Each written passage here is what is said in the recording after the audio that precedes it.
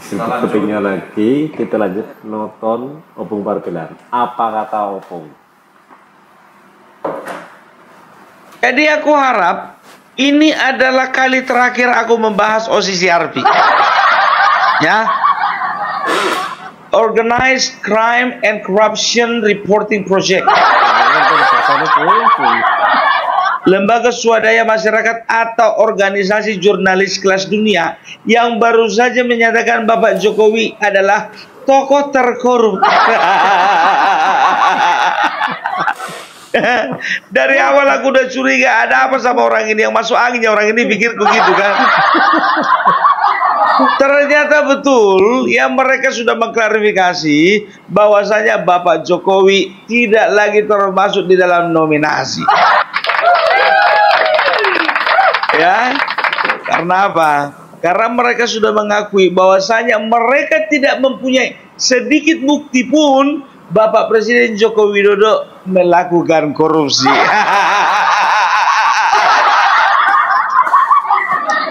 Bayangkan kalian, organisasi jurnalis kelas dunia melakukan kesalahan fatal. Jadi kalau aku bilang ya, ini ada beberapa kemungkinan nih ya. Yang pertama, mereka mengakui bahwasanya ada orang-orang tertentu yang menggunakan OCCRP untuk ambisi politiknya. Ya, itu pengakuan mereka. Tapi kalau menurutku ya, bisa saja yang mereka katakan benar, bahwasanya OCCRP mereka peralat untuk mencari keuntungan, kan begitu. Cuman saja ya, saat ini OCCRP diperhadapkan dengan pilihan keuntungan yang sesaat atau hancurnya reputasi. Karena selama ini ya, organisasi ini menerima banyak sekali penghargaan, termasuk dari PBB. Apakah mereka mau kehilangan kepercayaan dari publik cuman gara-gara uang yang segepok itu? Mereka beralasan bahwasanya ya, mereka melakukan segala sesuatunya itu dengan polling. Dan mereka mengedarkan Google Form, bukan form ya, form. Dan semua orang bisa mengisinya. Dan aku tahu ya, ini berarti ya, kesempatan yang digunakan oleh pihak tertentu untuk mengerahkan massa untuk melakukan pengisian terhadap Google Form. Dikatakan katanya mereka itu acuannya dari 5.000 Google Form. Bayangkan saja, ada 5.000 Google Form, rata-rata mengatakan Bapak Jokowi adalah korupsi. Kalian udah tahu kan kelompok mana itu?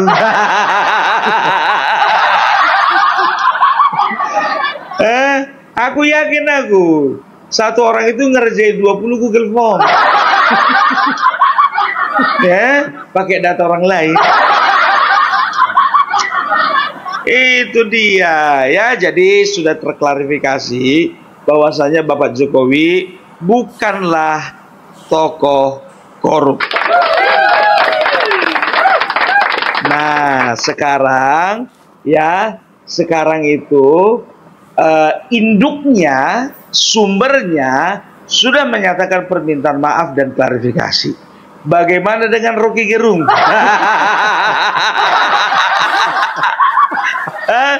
Kami nantikan klarifikasimu. Kau kemarin sudah ngarang-ngarang cerita, sudah mengarang bebas kau.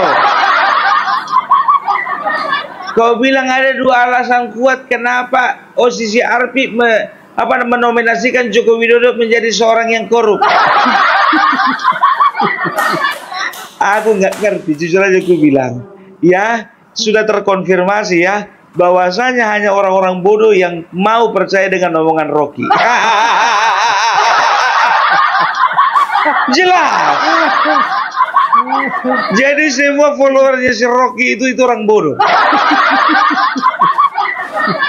Hanya orang bodoh yang tidak pintar menganalisa sebuah informasi. Dan hanya orang bodoh yang mau menelan bulat-bulat. Ya, sekarang begini, ku bilang sama kau Bang Rocky, ya, kalau memang kau seorang kesatria, akui kesalahan. Tapi kalau misalnya dalam 3 kali 24 jam tidak ada permintaan maaf darimu, ya, sudah bisa dipastikan bahwa kau adalah pengecut. Sudah distempel itu biar tahu. Pengecut. Setelah itu Said Didu, ku tadi satu-satu orang ini. Said Didu mengatakan apa katanya? Mereka terkejut, tapi saya tidak terkejut. Karena saya tahu 10 tahun pemerintahan Jokowi dia melakukan korupsi. Gak bisa kau tarik itu kata-katamu Said Didu. Boleh kau membenci Joko Widodo, boleh. Karena kau itu kemarin dipecat dari BUMN, boleh. Ya, boleh, ya. Tapi tolong dulu, ya. Kalau memang kau punya sikap kesatria, akui kesalahanmu bahwasanya saya termakan hoax. Bikin klarifikasi dong, biar jangan kami bilang kau pengecut. Berarti tambah lagi pengecut 1, Said Didu. Ya, baru yang berikutnya, ya. Siapa yang membuat video kemarin? Amin Rais. Ayo Mbah Amin. Sampai ini yang suka sekali menyerang Bapak Jokowi sama keluarganya. Waktu itu kamu bilang kita bersyukur bahwasanya dunia sudah menyatakan kebusukan Mulyono. Mau nggak kau minta maaf? Sekarang kami tunggu maafmu. Sama seperti Rocky Gerung, kami tunggu dalam waktu 3 kali 24 jam. Tapi kalau memang kau tidak melakukan klarifikasi, tambah lagi 1 orang pengecut. Tambah. Ya, makanya aku bilang Abraham Samad. Ya, seorang tokoh yang sempat kuidolakan walaupun sekarang aku menyesal. Ya, tokoh pimpinan KPK yang jiwanya sekarang makin kekanak-kanakan. Ini yang paling getol ini, ya, yang mendesak-desak KPK untuk melakukan pengusutan.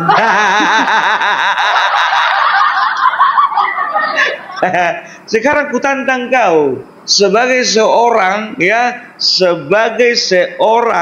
yang mengatakan dirinya pejuang dari timur, ku tantang kau dalam waktu 3 kali 24 jam bikin video klarifikasi. Ya, tapi kalau memang tidak, ya, saksinya Opung Parbelak dengan ribuan penonton dari Opung Parbelak bahkan ratusan ribu mengatakan bahwasanya kau pengecut. Pengecut. Ya, jadi selama ini kalian sudah kuar-kuar, ya, menyerang Jokowi, keluarganya, gratifikasi, apalagi dinasti, dan sekarang yang terbaru tokoh dunia yang terkorup. Tolong bikin video klarifikasi. Ya, jadi ku bilang sama kalian yang 4 orang ini. Karena 4 orang ini yang kugali, kan begitu. Ya, jadi hati-hati sama kalian, ya. Dan juga para pendukung-pendukung yang mau percaya dengan mulut orang ini satu-satu, bertobat kalian.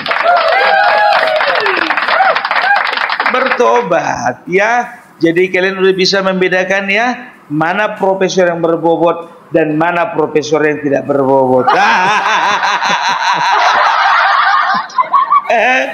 Ya, perhatikan aja, ya, apa yang diucapkannya benar atau tidak, ya. Dan tahu enggak kalian, dari berbagai macam media sosial dan juga media pemberitaan, salah satu yang tidak mau memberitakan tentang klarifikasi dari OCCRC ini, tahu kalian siapa? Majalah Tempe. Mediatempe.com. Nggak akan pernah kalian jumpai berita mengenai klarifikasi ini. Jadi udah tahu kalian kan mana media yang betul-betul media pemecah belah. Media apa namanya? Mediatempe.com. Ya, aku bilang, berani aku bilang begitu. Dan juga podcast bocor kelili. Ya, aku sudah perhatikan podcast kalian ya. Semuanya podcast kalian itu podcast halu. Yang paling halu yang pernah aku tonton podcast kalian mengatakan bahwasanya hubungan Bapak Jokowi dan Bapak Prabowo tidak sedang baik-baik saja. Kapan itu? 4 bulan yang lalu.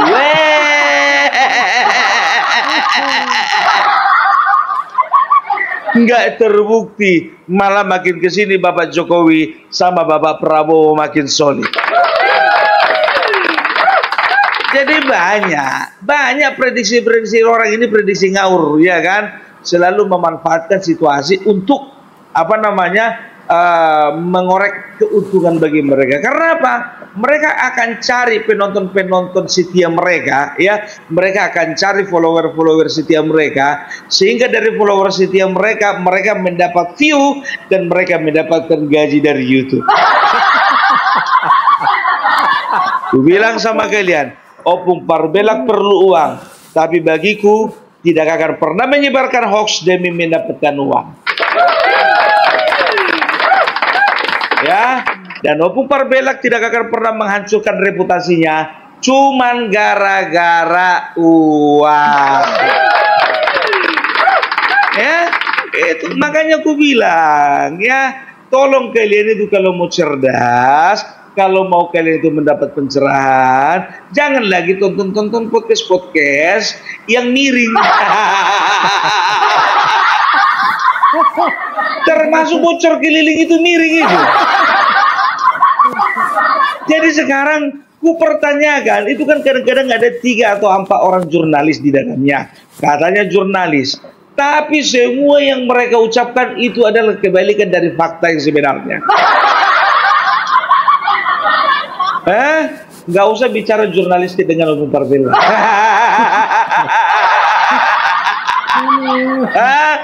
Nah, itu makanya aku bilang, ya. Jadi aku bisa dikatakan sudah 40 tahun akrab dengan dunia jurnalistik. Masa iya Bung? Ya iya, bapakku wartawan. Karena bapakku wartawan, makanya aku akrab dengan bapakku. Bapakku kerja di jurnalistik, itu artinya Opung Parbelak ini dekat dengan dunia jurnalistik.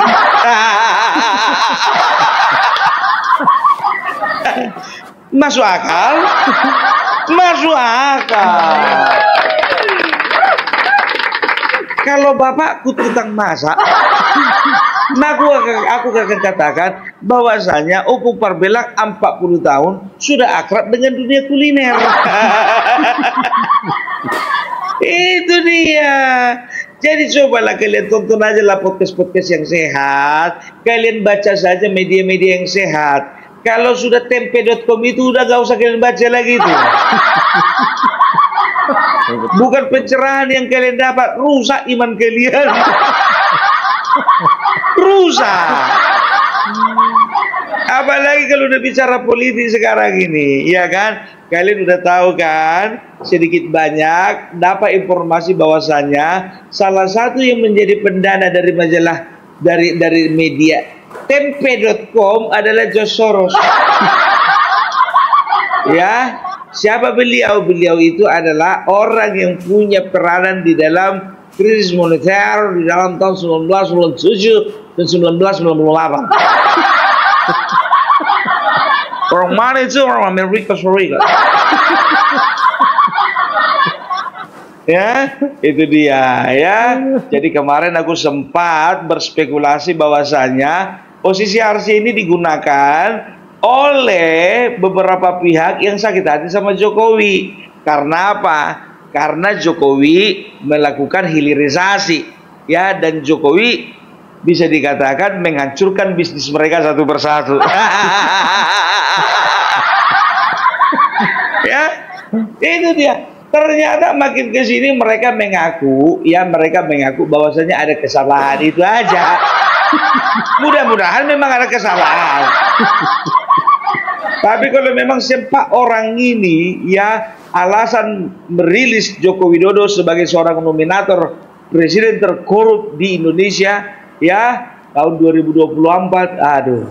Kalau itu jujur aja aku bilang, ternyata memang benar tebakan orang selama ini. Aduh. Ya, jadi kalau bisa dikatakan nasihatku sama Rocky Gerung, ya, sebagai orang yang lebih muda, ya, wajarlah aku menasihati kau, ya. Kan logikamu kan logika terbalik semua. Ya, makanya aku balik dulu kalimatku ini. Sebagai orang yang lebih muda, ya, wajar saja saya menasihati Anda. Boleh cari duit, boleh. Tapi dijaga kredibilitas. Malu sendiri kan? Makanya kalau misalnya ada berita yang booming, viral, jangan buru-buru bikin konten. Langsung kau bikinnya konten semua. Kau kasih dulu jeda, paling tidak 12 jam. Kau lihat perkembangan, periksa dulu betul nggak beritanya. Jangan sempat malu kau. Ya, tapi kalau memang kau nggak tahu malu, itu lain cerita. Ya, itu dia. Ya, kita sama-sama konten kreatornya sekarang. Kalau kalian perhatikan Rocky Gerung ini, sehari ini mengkonten ini ada 2 ini biar tuh kalian mengupload. 2, nampak kali kejar setoran. Kalau Amin Rais beda lagi. Amin Rais kalau tidak ada pemberitaan mengenai Bapak Joko Widodo, nggak bunyi dia itu.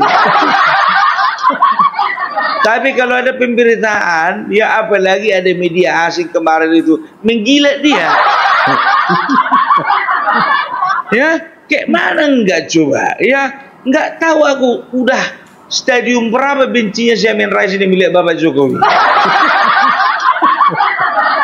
Enggak tahu aku kan, tak gara-gara terhalang cita-citanya sempat jadi presiden kan.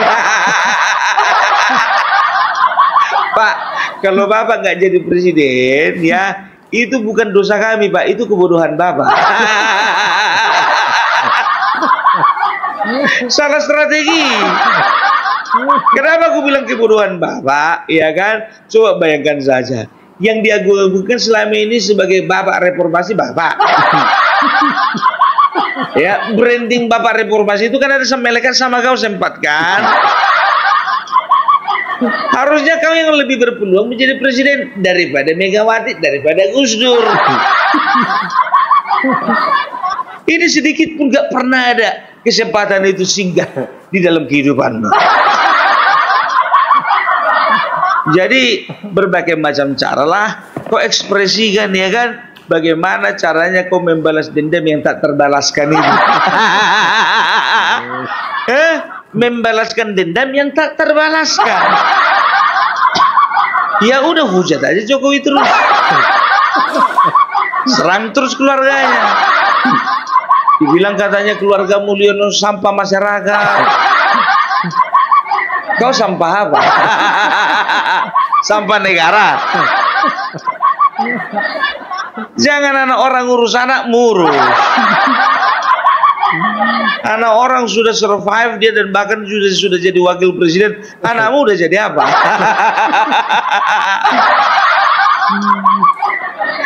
Jadi caleg aja nggak menang. Ya, Itu dia. Jadi urus saja yang penting-penting dalam hidupmu, partaimu. Itu dia. Nggak usah kau dengarkan Osisi Harvey itu. Langsung lihat dia. Ku tengok di kontennya biar token di channelnya ya kan. Iya. 3 minggu yang lalu, hampir 4 minggu dia nggak bikin konten. Sekalinya bikin konten 4 minggu kemudian. Itulah Osisi Harvey itu. Alamak, Pak. Stadium 8 aku rasa bencinya ini sama Jokowi. Saya Didu. Sekarang ku bilang sama kau, ya, kalau misalnya main-mainmu masih di Tangerang, nggak usah kau jangkau kelas nasional. Apalagi jangkauanmu ke internasional. Di sana dulu kau urus dulu tanahmu itu. Serius gue bilang ya kan. Kan itu ya, banyak kau mendapat serangan daripada konten kreator yang kemarin itu ada di belakangmu mendukungmu, sekarang balik menyerangmu kan. Gara-gara apa? Ternyata mereka melihat makin kesini yang namanya Syekh Didu bukan berbicara tentang rakyat, tapi berbicara tentang perutnya sendiri. Ya urus aja itu dulu, sana dulu kau. Sana. Bapak Abraham Samad, ya, Bapak Abraham sebagai orang biasa, ya, aku ingin menasihati kau dulu. Kau itu profesor juga kan? Titelmu apa sih? Ya, tolong sekali lagi, ya, Anda itu sebagai mantan orang nomor 1 KPK, ya, jangan pernah gegabah di dalam mengeluarkan statement. Akhirnya malu sendiri kau. Kan begitu, karena apa? Ya, satu-satunya orang yang pernah dilaporkan polisi, ya, antara kau dengan Bapak Jokowi. Kalau misalnya bersisa cuma 2 orang manusia di bumi ini, kau dengan Bapak Jokowi, yang paling banyak berdosanya itu kau. Karena kau pernah terbukti melakukan pemalsuan dokumen. Sementara Bapak Jokowi mulai dari Gus Dur kemarin sampai sekarang Gus Dur masuk penjara, ya, nggak pernah terbukti itu masalah ijazah palsu.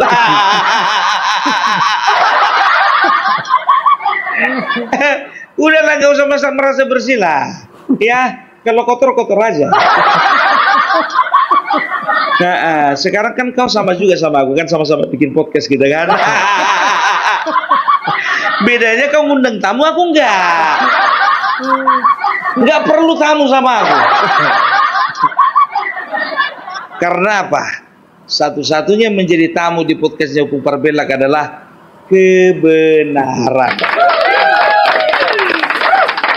Itu aja tamuku cukup gitu loh. Nggak perlu undang-undang tamu yang bikin keruh suasana. Itu dia, ya. Oke. Jadi itu dulu dari Opung Parbelak. Mudah-mudahan kalian sehat-sehat semua ya. Jadi untuk apa orang yang tadi, ya, kutunggu kalian, ya, klarifikasi dari kalian 3 kali 24 jam. Iya, kalau orang itu nonton video ini. Tapi kalau enggak ya juga nggak apa-apa. Oke? Salam Parbelak, salam NKRI, harga mati.